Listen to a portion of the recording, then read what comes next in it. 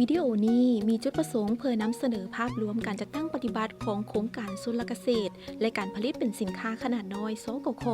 โดยสุ่มใส่การสุขโยส่งเสริมครอบครัวและโรงเรียนชั้นประถมภายในพื้นที่เป้าหมายโครงการเพื่อให้กลุ่มเป้าหมายได้รับการปรับปรุงเปลี่ยนแปลงชีวิตการเป็นอยู่ที่ดีขึ้น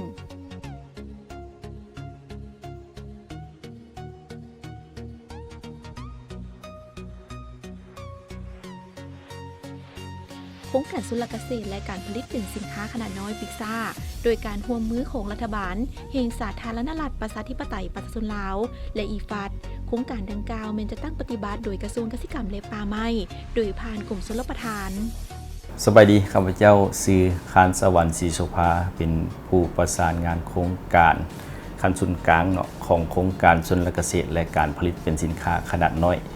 ชื่อย่อก็คือสกคหรือชื่อภาษาอังกฤษก็แม่นพิกซ่าเจ้าโครงการดังกล่าวนี่แม่นเป็นโครงการจัดตั้งปฏิบัติโดยทางรัฐบาลแห่งสปป.ลาวได้มีเซ็นสัญญาทุนกู้ยืมจากองค์การสากลเพื่อการพัฒนากสิกรรมหรือว่าอีฟัดโดยที่โครงการได้เริ่มจัดตั้งปฏิบัติมาแต่ปีท้ายปี 2020หลังจากนั้นก็เพิ่นทางรัฐบาลได้มอบให้ทางกระทรวงเกษตรกรรมและป่าไม้เป็นองค์กรคุ้มครองบริหารและมอบให้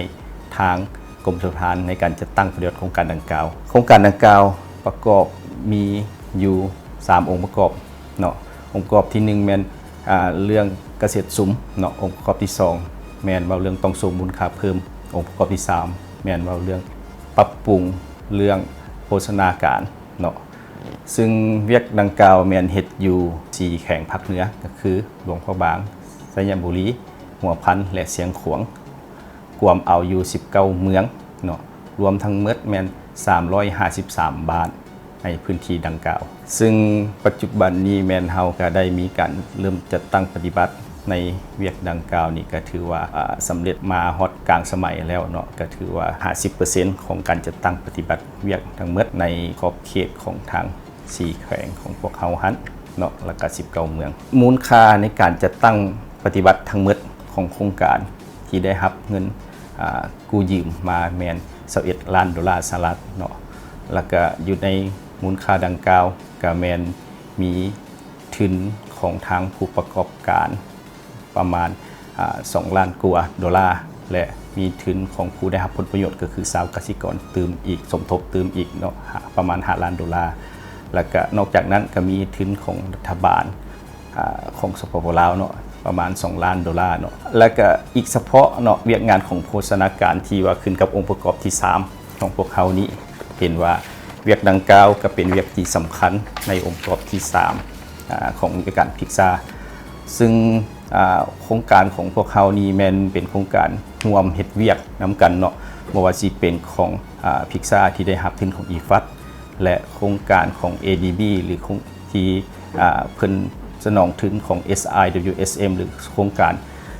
พัฒนาพื้นฐานโครงสร้างชนบทและคุ้มครองอ่างตรงแบบยืนยงเพิ่นได้แบ่งเขตความรับผิดชอบกันของ2แขวงก็คือ2แขวงทางหัวพันเชียงขวางแม่นโครงการ SIWSM ที่ได้รับทุนของ ADB ส่วนโครงการของพิกซ่าที่ได้รับทุนอีฟัดนี้จะเฮ็ดอยู่อีก2แขวงก็คือหลวงปางและไสยบุรีสำหรับของเวียกงานของพิกซ่าที่รับผิดชอบ2แขวงนี้แม่นเวียกจัดตั้งปฏิบัติอยู่5เมืองเป้าหมายก็คือเมืองไสยบุรีไสยสถาน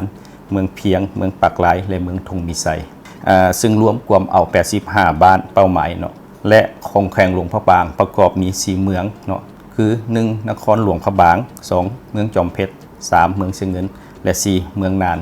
รวมทั้งหมด75บ้านเป้าหมายรวมทั้ง2แขวงแม้นมีบ้านเป้าหมายทั้งหมด160บ้านถือว่าเวียกดังกล่าวเป็นเวียกค่อนข้างจะเป็นหนึ่งในองค์ประกอบหลักของทั้ง2โครงการเพื่อที่เป็นส่งเสริมและพัฒนาประเทศชาติและก็พัฒนาเขตอยู่ห่างไกลซอกลิกโดยอิงใส่ดำรัดเลขที่348อันเป็นหลักเพื่อที่เข้าไปหาถึงสุขสนและพัฒนาเพื่อให้ก้าวออกจากโดยพัฒนาและส่งเสริมให้มีชีวิตการเป็นอยู่ที่ดีขึ้นของสุขสนเขตห่างไกลซอกลิกเฉพาะการจัดตั้งปฏิบัติ ของเขตพื้นที่ของโครงการเนาะแม่นทางศูนย์กลางแม่นได้มอบให้ทางแขวงและเมืองในการจัดตั้งปฏิบัติเวียกดังกล่าวพอเห็นได้ตามนโยบาย3สร้างเพื่อหันทิศลงไปหาท้องถิ่นเพื่อให้ท้องถิ่นมีความเข้มแข็งในการจัดตั้งปฏิบัติเวียกของโครงการสบายดีข้าพเจ้าชื่อผู้เวียงจิตตวงศ์ท่อหน้าที่รับผิดชอบแม่นหัวหน้าห้องการเกษตรกรรมและป่าไม้เมืองเสียเงินเนาะทั้งเป็นผู้ประสานงานโครงการสวนเกษตรผลิตเป็นสินค้าขนาดน้อยประจำอยู่เมืองเสียเงินของพวกเราอยู่ภายในเมืองเสียเงินของพวกเรานี้ก็ประกอบมีทั้งหมดอยู่49 บ้านฉะนั้น บ้านเป้าหมายของโครงการพวกเรานี้ก็มีอยู่19 บ้านเนาะที่ว่านอนอยู่ในพื้นที่ของเมืองเสียเงินฉะนั้นแล้วกระบวนการจัดตั้งปฏิบัติตัวจริงของเวียกงานโภชนาการอยู่เมืองพวกเรานี้แม้พวกเราได้ดำเนินไปตามบัตรกาวขั้นตอนที่ได้กำหนดไว้อยู่ในแผนกิจกรรมของโครงการในแต่ละปีภายหลังได้มีการคัดเลือกบ้านเป้าหมายแล้วพวกเราได้มีการฝึกอบรมแล้วพวกเราก็ได้คณะกรรมการขั้นเมืองก็ได้ลงไปร่วมกับขั้นบ้านเพื่อสร้างตั้งคณะกรรมการโภชนาการขั้นบ้านแล้วก็ได้มีการฝึกอบรมให้กับคณะกรรมการขั้นบ้านก็คือแม่หญิงในวัยเจริญพันธุ์49 ปีอยู่ในแต่ละบ้านเป้าหมายนั้นแล้วก็เจ้ารับรู้เวียกงานโภชนาการนี้ให้มันลึกซึ้งข้าพเจ้าซื้อไม้ซีบุญเฮืองเป็นหงหัวหน้าของการเกษตรกรรมป่าไม้เมืองผู้ประสานงานโครงการสุลเกษตรและผลิตเป็นสินค้าขนาดน้อยประจำเมืองเพียงแขวงสัญญาบุรีก็บ้านเป้าหมายโครงการในเวียกองค์ประกอบที่3เนาะเป็นเวียกโภชนาการถือว่าอยู่ทั่วทางเมืองเพียงพวกเรานี่ทั้งหมดมี51 บ้านและเป็นบ้านเป้าหมายกับ18 บ้านซึ่งว่ากิจกรรมต่างๆพวกเราละเม่นให้ความรู้ทางด้านโภชนาการให้แก่แม่หญิงวัยเจริญพันธุ์แล้วก็ได้มอบทุนสมทบให้แก่ครอบครัวเป้าหมายคือแม่หญิงวัยเจริญพันธุ์หันเนาะเอาไปเฮ็ดกิจกรรมในการปลูกและก็ในการเลี้ยงโดยเฉพาะการเม่นการเฮ็ดส้นครัวในเข็มเฮือนเนาะแล้วก็เลี้ยงไก่เลี้ยงเป็ดเนาะผ่านการติดตามสุกยูเวียกงานดังกล่าวพวกเราเห็นว่าเนาะก็มีความคืบหน้าหลายครอบครัวส่วนหลายก็ถือว่าทั้งหมดก็ได้เอาทุนดังกล่าวเนาะไปจัดตั้งปฏิบัติโดยเฉพาะก็เอาไปปลูกแล้วก็เอาไปเลี้ยงแล้วก็เห็นว่ามีการเปลี่ยนแปลงเนาะก็ว่าเห็นว่ามีอาหารเป็นต้นเม่นพืชผักแล้วก็เม่นไก่เป็ดเนาะได้บริโภคไข่เป็ดไข่ไก่ก็เขาเจ้าก็ได้มีพฤติกรรมในการบริโภคให้ถึกตามหลักโภชนาการที่ทางโครงการพวกเขาได้ไปติดตามไปสุกนิ้วเนาะแล้วก็ไปให้ความรู้แก่ข้าเจ้าเนาะก็ไม่ยิงวัยเจริญพันธุ์กับฮู้จักวิธีการเต้กินฮู้จักเลือกอาหารที่มีคุณประโยชน์ต่อร่างกายก็มาพัฒนาครอบครัวให้ข้าเจ้ามีความถ้าเอิ้นว่ามีโภชนาการที่ครบถ้วนเนาะแก่กับพวกข้าเจ้าเนาะสบายดีข้าพเจ้าชื่อนางสุริวัลน้อยวงทองเนาะอายุ39 ปีอยู่บ้านน้ำตวนเมืองและแขวงสัญญาบุรีข้าพเจ้าเป็นหัวหน้าครอบครัว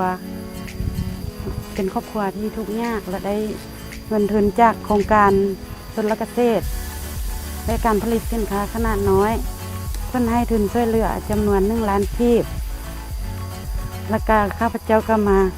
ซื้อแนวพันธุ์สัตว์อันที่1อันที่2ก็มาซื้ออุปกรณ์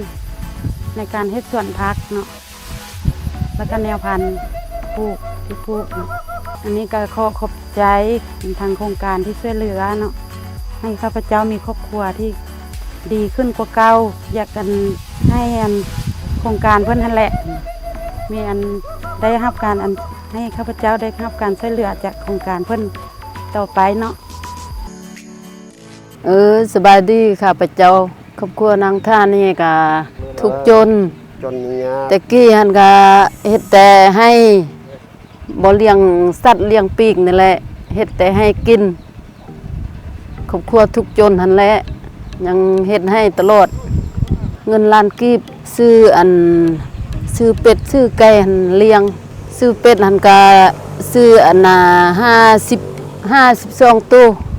แกนผักหันก็ซื้อวานใหญ่แล้วก็มาค่ายก็ซื้อตื้มมาบงนี่แหละมาปลูกนี่แหละขอบใจ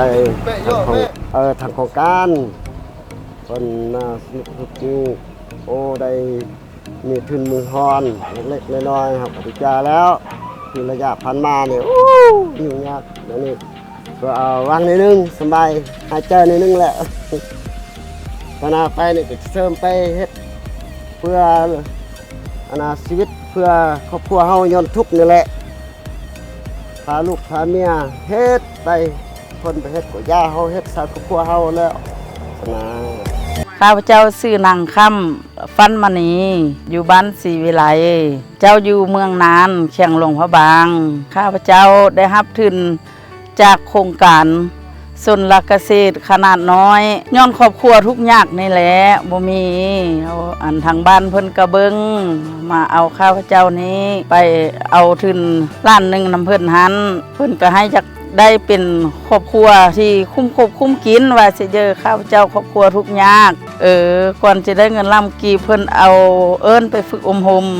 มเลี้ยงไก่เฮ็ดผักสวนครัวนี่แหละเพิ่นเอาไปฝึกอมหมนะพอขมุกขอบใจนำโครงการเพิ่นมาช่วยเหลือพอแก้ทุกข์แก้จนเดี๋ยวนี้ก็พอซอกอยู่หากินตามบ้านตามเมืองขอบใจนำโครงการเพิ่นที่เพิ่นให้ทุน